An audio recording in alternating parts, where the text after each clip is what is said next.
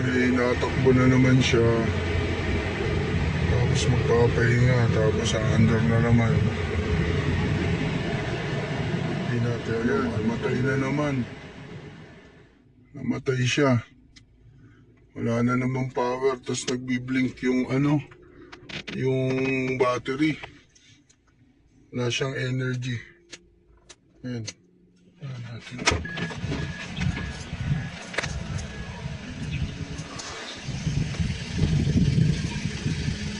Wala rin. Wala talaga. Wala.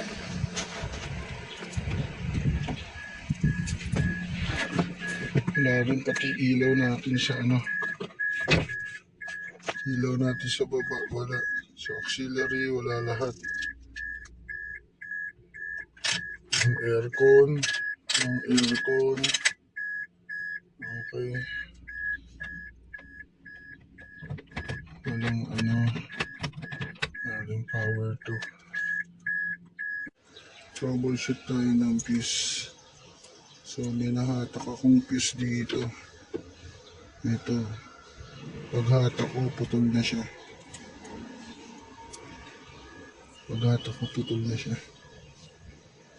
Baka ito na yung problema.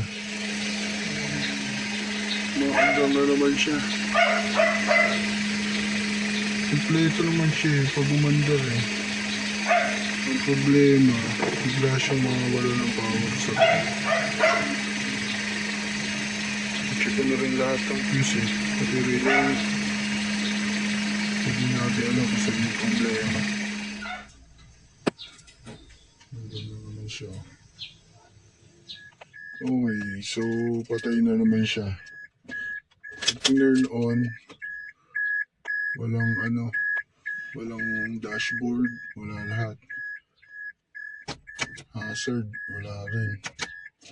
Pero nag-i-start siya. Wala. Pati power, wala.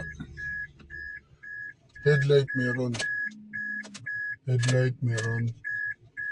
Pero wala talaga. Okay, na-check na natin to. Hindi tampo siya. Wala naman siyang fuse Yung fuse niya nakadirekta. Okay naman. Pero parang may sugat tong, hindi ko alam tong may sugat.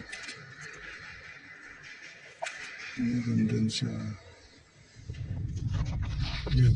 Wala kaming kuryente rito sa loob.